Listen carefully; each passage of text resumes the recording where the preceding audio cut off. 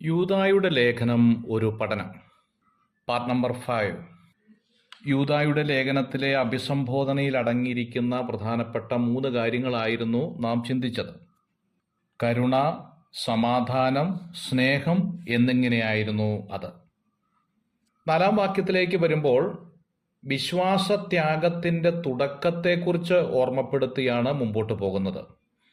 അഭക്തരായ ചില മനുഷ്യർ നുഴഞ്ഞു വന്നിരിക്കുന്നു എന്ന് യൂദാ ഓർമ്മിപ്പിക്കുകയാണ്. 2 പത്രോസിന്റെ ലേഖനം 2-ാം അധ്യായം 1-ാം വാക്യത്തിൽ, അങ്ങനെ നിങ്ങളുടെ ഇടയിലും ദുരുപദേഷ്ടക്കന്മാർ ഉണ്ടാകും, അവർ നാശകരമായ മതഭേദങ്ങളെ നുഴയിച്ച് തങ്ങളെ വിലയ്ക്കു വാങ്ങിയ നാഥനെ തള്ളിപ്പറഞ്ഞ് തങ്ങൾക്ക് തന്നെ ശീഘ്രനാശം വരുത്തും എന്ന് രേഖപ്പെടുത്തിയിരിക്കുന്നു. നുഴഞ്ഞു വന്ന കള്ള സഹോദരന്മാരെ കുറിച്ച് ഗലാത്യലേഖനം 2-ാം അധ്യായത്തിന്റെ 4-ാം വാക്യത്തിലും പൗലോസ് ഓർമ്മപ്പെടുത്തുന്നുണ്ട്. അവർ ആട്ടിൻകൂട്ടത്തെ ആദരിക്കാത്ത കൊടിയ ചെന്നായ്ക്കൾ എന്നാണ് ഓർമ്മപ്പെടുത്തുന്നത്. അപ്പോസ്തല പ്രവൃത്തി 20-ാം അധ്യായത്തിന്റെ 28-ാം വാക്യത്തിലും അപ്പോസ്തലനായിരിക്കുന്ന പൗലോസ് ഇതേ കാര്യം ഓർമ്മപ്പെടുത്തുന്നുണ്ട്.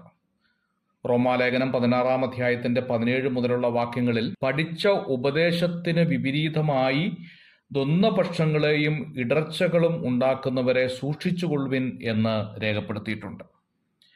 നെഹമ്യാവിന്റെ പുസ്തകം 13-ാം അധ്യായത്തിന്റെ 4 മുതലുള്ളതായിരിക്കുന്ന വേദഭാഗങ്ങളിൽ തോബിയാബ് നുഴഞ്ഞു കയറി അറയിൽ സ്ഥാനം പിടിച്ചതായി രേഖപ്പെടുത്തിയിട്ടുണ്ട്.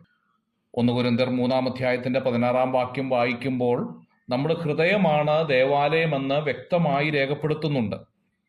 ദേവാലയത്തിന്റെ ഉള്ളറകളിൽ ശത്രുവിന് വാസസ്ഥലമാക്കരുത് എന്നുള്ളതാണ് ഇതിൽ നിന്ന് നൽകുന്നതായ ആത്മീയ പാഠം. ലോകവുമായി വിശ്വാസികൾ ഇണയിലാപ്പണ കൂടിയാൽ നമ്മളുടെ വിശുദ്ധ ഉള്ളറകളിൽ പല കാര്യങ്ങൾക്കും സ്ഥാനമുണ്ടാകുകയും പലപ്പോഴും നമ്മെ നിയന്ത്രിക്കുന്നത് ഇതുപോലെയുള്ള തോബിയാബായി തീരാൻ സാധ്യതയുണ്ട് എന്ന മുന്നറിയിപ്പാണ് ഇവിടെ നൽകുന്നത്. ദൈവസഭയിലും ആത്മീയ ലോകത്തിലും അഭക്തരായിരിക്കുന്ന ചില മനുഷ്യർ നുഴഞ്ഞു വന്ന് അവരാൽ ദൈവസഭയും ആത്മീയ ലോകവും നിയന്ത്രിക്കപ്പെടുന്ന ഒരു കാലം ഭാവിയിൽ സംജാതമാകാൻ പോകുന്നു എന്ന മുന്നറിയിപ്പാണ് യൂദാ നൽകുന്നത്. അതെത്രയോ അപകടകരമായിരിക്കുമെന്ന് അന്ന് ഓർമ്മിപ്പിക്കുമ്പോൾ ഇന്ന് ഞാനും നിങ്ങളും എത്തിയിരിക്കുന്നത് ആ കാലത്താണ് എന്നോർക്കുമ്പോൾ എത്രയോ ഭയത്തോടെ ആത്മീയമായി നാം മുമ്പോട്ട് പോകണം എന്നുള്ളതാണ്. 2 തിമോഥെയോസ് 3-ാം അധ്യായത്തിന്റെ 6 മുതലുള്ളതായിരിക്കുന്ന വാക്യങ്ങളിൽ അഭക്തരായ നുഴഞ്ഞു വരുന്നവരുടെ ചില പ്രവൃത്തികളെക്കുറിച്ച് രേഖപ്പെടുത്തുകയാണ്. പ്രധാനമായി 7 കാര്യങ്ങളാണ് അവിടെ ഓർമ്മപ്പെടുത്തുന്നത്. ഇവർ വീടുകളിൽ നൂണുകിടക്കുന്നു എന്നുള്ളതാണ്. 2ാമത്, പാപങ്ങളെ ചുമന്നുകൊണ്ട് നടക്കുന്നു എന്ന് പറയുന്നു. 3, നാനാമോഹങ്ങൾക്ക് ഇവർ അധീനരാകുന്നു. 4ാമത്, എപ്പോഴും പഠിച്ചുകൊണ്ടിരിക്കുന്നു എന്നുള്ളതാണ്. 5ാമത്, പഠിച്ചിട്ടും സത്യത്തിന്റെ പരിജ്ഞാനമില്ലാത്തവരാണ് എന്നുള്ളതാണ്. 6ാമത്, പെണ്ണുങ്ങളെ സ്വാധീനിച്ചായിരിക്കും ഇവരുടെ ശുശ്രൂഷകൾ മുമ്പോട്ട് കൊണ്ടുപോകുക. 7ാമത്, സത്യത്തോട് ഇവർ എപ്പോഴും മറുത്തു നിൽക്കും എന്നുള്ളതാണ്. ഈ 7 കാര്യങ്ങൾ ഒരു പഠന വിഷയമാക്കിയാൽ ആത്മീയ ലോകത്തെ പല നേതാക്കന്മാരുടെയും മാന്യതയുടെ വസ്ത്രം അഴിഞ്ഞു പോകുന്നു എന്നുള്ളത് അപകടകരമായ ഒരു കാര്യം തന്നെയാണ്.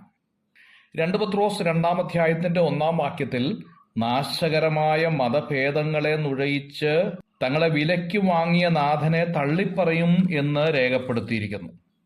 മതഭേദങ്ങൾ എന്നതുകൊണ്ട് അർത്ഥമാക്കുന്നത് ദൈവത്തിൽ നിന്നല്ലാത്ത മനുഷ്യൻ സ്വയമായി നിർമ്മിക്കുന്ന തത്വസംഹിതകളും കെട്ടുകഥകളും ഉപദേശങ്ങളും എന്നത്രേ.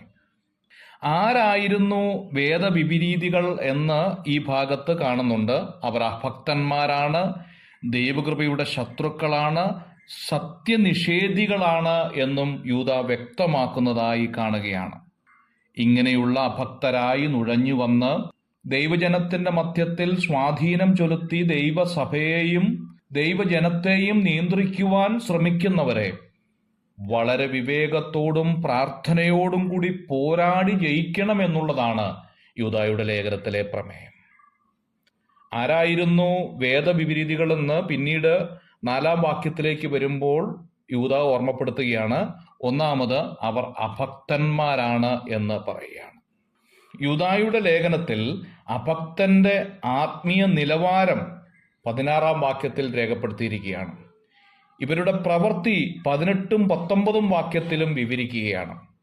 ഇവരുടെ ആത്മീയ നിലവാരം 16ആം വാക്യത്തിൽ വിവരിക്കുകയാണ്. ഇക്കാര്യങ്ങളെക്കുറിച്ച് നമുക്ക് വിവരിക്കാം. God bless you.